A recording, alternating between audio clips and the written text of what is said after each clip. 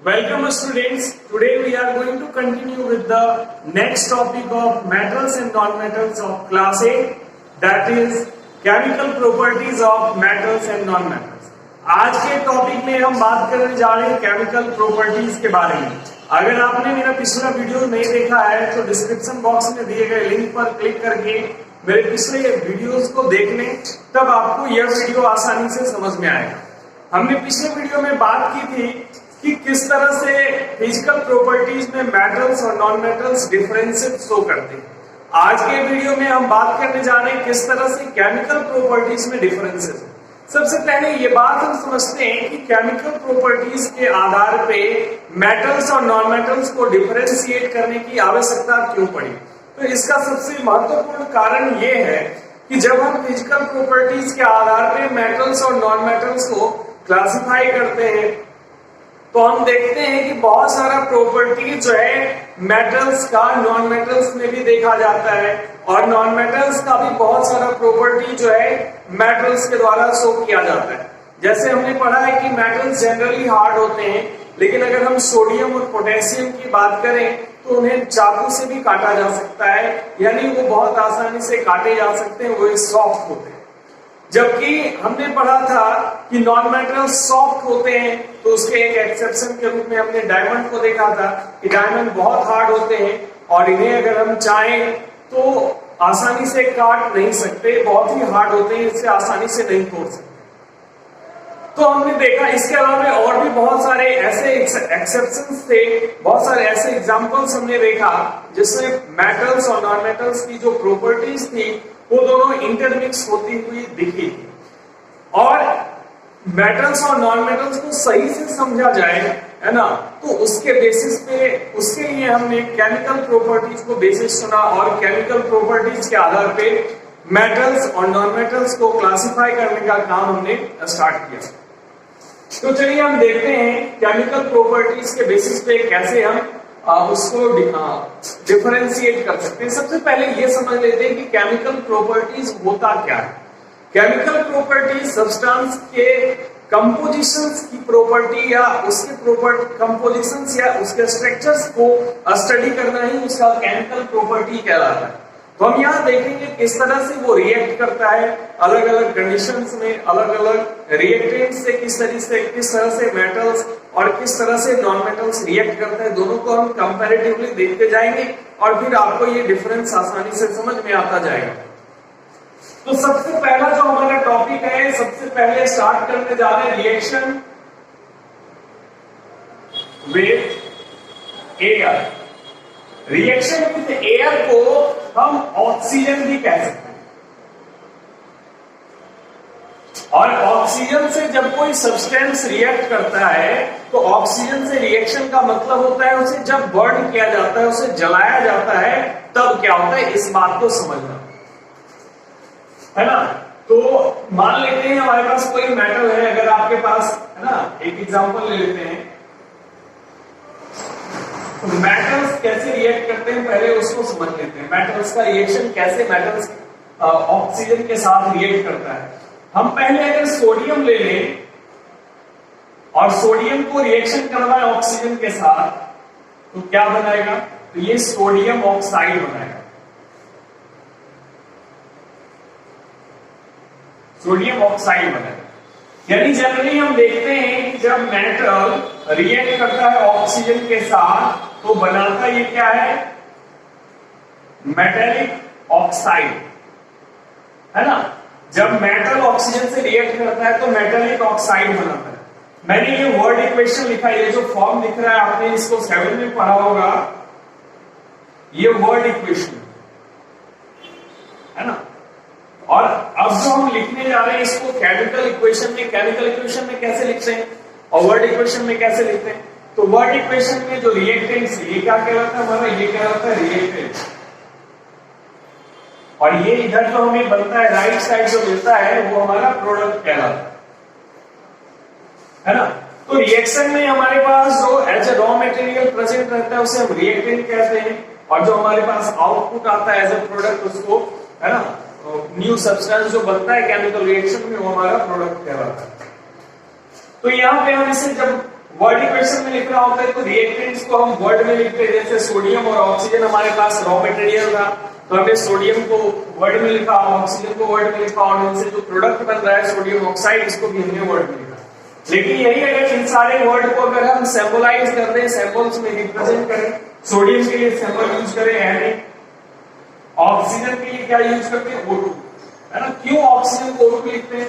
क्योंकि ऑक्सीजन अपने atomic state में एग्जिस्ट नहीं करता। कोई भी गैस जब हम लेते हैं तो वो अपने जनरली डायटोमिक स्टेट में प्रेजेंट रहता है, यानी एक मॉलिक्यूल में दो एटम्स प्रेजेंट रहते हैं। तो ऑक्सीजन मॉलिक्यूल को रिप्रेजेंट करने के लिए हम O2 लिखते हैं। और आपको मालूम होना चाहिए कि सिर्फ मॉलिक्यूलर फॉर्म ही किसी सब्सटेंस का फ्री स्टेट में एग्जिस्ट कर सकता है ना।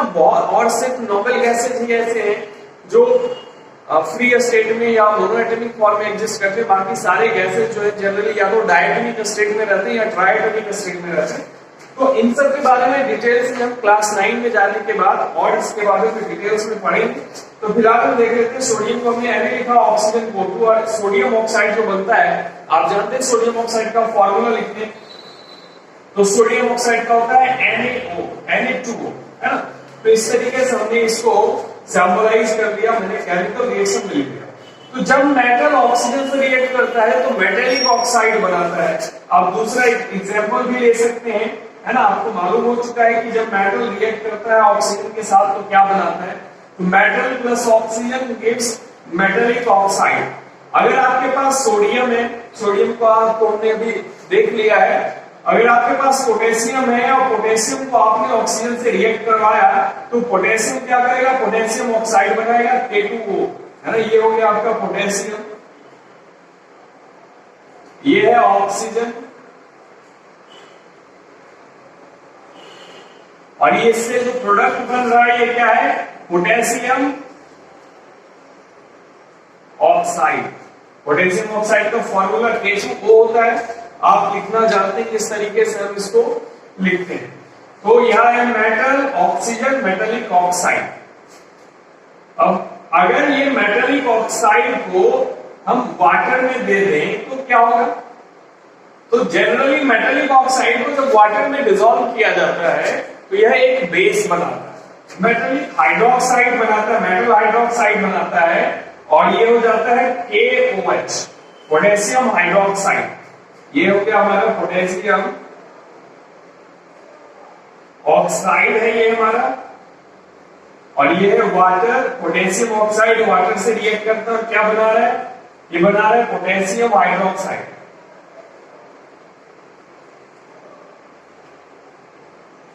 है ना। ये पोटेशियम हाइड्रोक्साइड बना रहा है। तो यहां से आप देख सकते हैं, और ये होता कैसा, ये होता है बेसिक कैरेक्टर का, ये बेसिक होता है, ये बात याद रखना, तभी आप कंपेयर कर पाओगे केमिकल प्रॉपर्टीज के आधार पर, है ना। तो पोटेशियम ऑक्साइड कैसा होता है, बेसिक होता है।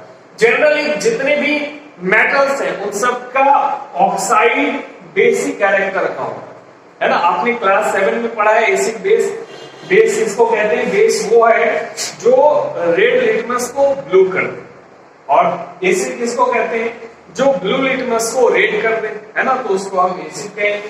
तो यहां से आपको मालूम हो गया, अगर आप पोटेशियम का आपने रिएक्शन देखा, अगर आपके पास कोई दूसरा मेटल, मैग्नीशियम मान लीजिए, अगर आपके पास मैग्नीशियम है तो वो कैसे बनाएगा, तो मैग्नीशियम का सैंपल हमने लिखा Mg, ऑक्सीजन का सैंपल हमने लिखा O2, इन दोनों के रिएक्शन से क्या बनेगा, मैग्नीशियम ऑक्साइड। तो मैग्नीशियम ऑक्साइड का फॉर्मूला होता है MgO। ये हो गया आपका मैग्नीशियम है, ये ऑक्सीजन है, ऑक्सीजन गैस जो एटमॉस्फेयर में प्रेजेंट है, और ये बन क्या है, मैग्नीशियम, मैग्नीशियम ऑक्साइड बना रहे हैं। तो यहां से समझ में आ जाता है रिएक्शन ऑफ मेटल। तो कुछ मेटल ऐसे हैं जो एटमॉस्फेयर से रिएक्ट कर लेते हैं जनरली, है ना, क्योंकि कुछ ऐसे मेटल्स हैं जो बहुत ज्यादा रिएक्टिव है और वो आसानी से एटमॉस्फेरिक एयर से या ऑक्सीजन से रिएक्ट करके, है ना, मेटेलिक ऑक्साइड बना लेते हैं। जैसे आपने जनरली देखा होगा आयरन के ऊपर रस्ट लगता होगा, अगर कोई आयरन का ऑब्जेक्ट होगा आपके घर में तो आपने देखा होगा कि आयरन ऑब्जेक्ट के ऊपर एक रस्ट आकर के, रस्ट का एक ब्राउन फ्लैकी मटेरियल का लेयर बन जाता है जिसको हम लोग रस्ट कहते हैं। वो कैसे होता है आप उसको भी देख सकते हैं कैसे बनता है वो। तो ये रहा आपका आयरन और ये रिएक्ट किया ऑक्सीजन से। इसको रिएक्शन के लिए वाटर का भी मतलब रेस्ट बनने के लिए वाटर का होना जरूरी है ना। तो ये मॉइस्चर हो गया, मॉइस्चर एटमॉस्फेयर में जो मॉइस्चर प्रेजेंट करता है वो, और ये ऑक्सीजन, ये क्या बनाएगा Fe2O3 into X H2O। इसको कहते हैं हाइड्रेटेड आयरन ऑक्साइड। ये हाइड्रेटेड आयरन ऑक्साइड हमने क्यों कहा, तो ये वाटर जो टर्म इसके साथ प्रेजेंट है, ये वाटर को रिप्रेजेंट करने के लिए हमने यहाँ हाइड्रेटेड टर्म यूज किया। और मान लीजिए अगर ये वाटर नहीं रहता तो in the absence of water iron never react with oxygen to form rust. Oxygen से रिएक्ट करेगा लेकिन रस्ट कभी नहीं बनेगा, याद रखिएगा ये बात। तो यहां से ये हमारा कंप्लीट हो जाता है। हमने देख लिया किस तरह से मेटल ऑक्सीजन से रिएक्ट करता है। तो आप देखिए मेटल ऑक्सीजन से रिएक्ट करके मेटालिक ऑक्साइड बनाता है। और मेटालिक ऑक्साइड कैसा होता है, बेसिक कैरेक्टर का। आप देख सकते हैं अगर आपके पास MgO हो और अगर आप इसमें वाटर डाल दें तो वाटर के डालने से ये मैग्नीशियम हाइड्रोक्साइड बना देगा। मैग्नीशियम हाइड्रोक्साइड का फॉर्मूला होता है MgOH, आप लिखना जानते हैं, कैसे लिखते हैं। और अगर आप इस सॉल्यूशन में, है ना, मैग्नीशियम हाइड्रोक्साइड सॉल्यूशन में अगर आप रेड लिटमस पेपर डालेंगे तो देखिएगा कि ये रेड लिटमस को ब्लू कर देता है। और यहां से हमें ये समझ में आ जाता है कि ये बेसिक कैरेक्टर का। तो हमने मेटल्स का देख लिया रिएक्शन कैसे ऑक्सीजन के साथ रिएक्ट करता है। अब हम नॉन मेटल्स का रिएक्शन देखें। नॉन मेटल्स कैसे रिएक्ट करते हैं, तो नॉन मेटल्स जो है जब ऑक्सीजन से रिएक्ट करता है एटमॉस्फेरिक एयर से, तो ये बनाता है non metallic oxide. Non metallic oxide बनाता है। हाँ देखिए, ये ऑक्सीजन से रिएक्ट करने का मतलब यहां भी ऑक्सीजन में बर्न करना ही है। अगर आपके पास सल्फर है, सल्फर कैसा होता है, येलो कलर का होता है ना। अगर आप सल्फर का एक पीस ले लें, सल्फर का एक टुकड़ा ले लें और इसको आप जला लें, है ना। इसको जलाते समय आपको करना क्या है, आपको अपनी नाक से दूर रखना है या आप नाक को ढक के रखें, क्योंकि इससे जो गैस बनता है सल्फर ऑक्साइड वो बहुत हार्मफुल होता है। और वैसे इसका स्मेल बहुत ही पंजेंट होता है, बहुत तीखा गंध होता है। आप इसका कैरेक्टरिस्टिक स्मेल है, आप आसानी से देख सकते हैं। जब ये जलेगा तो आपको एक ब्लू कलर का फ्लेम देगा, है ना। सल्फर ऑक्साइड के जलने, सल्फर के जलने का जो फ्लेम है, कलर है, वो ब्लू कलर का होता है। तो इस तरीके से सल्फर ऑक्सीजन से रिएक्ट करके सल्फर ऑक्साइड बना लेता है। और जब आप इस सल्फर ऑक्साइड को वाटर में डाल दें, है ना, वाटर में डालिएगा तो बनाएगा, क्या बनाएगा, H2SO3, है ना। इसको सल्फ्यूरस एसिड कहते हैं।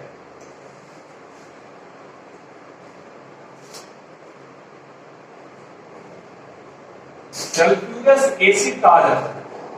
मतलब आपको समझ में आ गया होगा कि नॉन मेटेलिक ऑक्साइड जो है एसिडिक कैरेक्टर का होता है। लेकिन हाँ, ये आप ये भी याद रखिए कि हर एक नॉन मेटेलिक ऑक्साइड एसिडिक नहीं होता।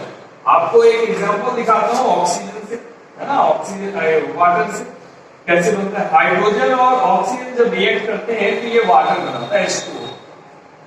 और ये H2O जो है आपको मालूम है न्यूट्रल है, इसका pH लेवल 7 होता है।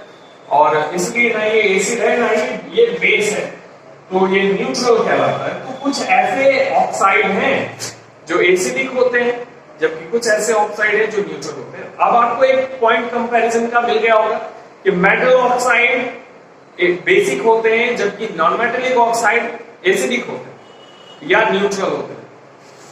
अब आप एक और एग्जांपल देख लें, कार्बन क्या करेगा जल करके, जब कार्बन ऑक्सीजन में बर्न होगा या कार्बन को जलाया जाएगा तो क्या बनेगा, ये कार्बन डाइऑक्साइड गैस बनेगा। और ये कार्बन डाइऑक्साइड को अगर आप डाल दें H2O यानी वाटर के साथ इसका रिएक्शन करवा दें, नॉर्मली तो रिएक्ट नहीं करता है, इसके लिए स्पेशल कंडीशन की जरूरत है। तो अभी आप जब हाईवे सेंटर पे जाइएगा तो इस स्पेशल कंडीशंस को जानिएगा। लेकिन आपको ये जान लेना चाहिए कि कार्बन डाइऑक्साइड जब वाटर से रिएक्ट करता है तो H2 CO3 बनाता है। इसको कहते हैं carbonic acid.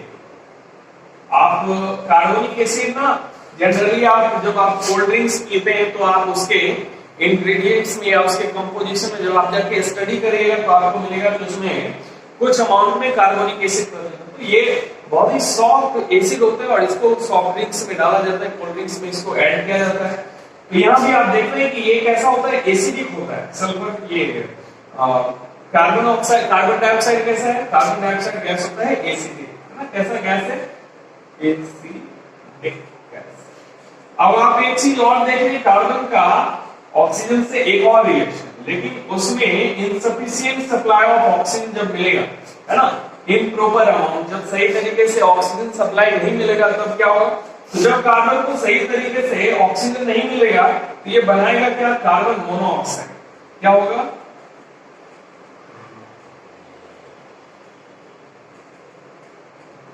Less amount of oxygen. ये कब बनता है ना, जब इसको ऑक्सीजन सही तरीके से नहीं मिलता है। कुछ लोग क्या करते हैं, विंटर सीजन में रूम पैक कर लेते हैं और कोल जलाते हैं, है ना। वो कोल क्या करता है, ऑक्सीजन, जब रूम में ऑक्सीजन कंज्यूम हो जाता है या ऑक्सीजन का अमाउंट कम हो जाता है, पैक करने की वजह से बाहर से ऑक्सीजन आ नहीं पाता है बॉडी के लिए, तो इनसफिशिएंट अमाउंट ऑफ ऑक्सीजन के प्रेजेंट होने से कार्बन जब ऑक्सीजन से रिएक्ट करता है तो कार्बन मोनोऑक्साइड बनाता है। और ये गैस जो है ना, ये न्यूट्रल होता है।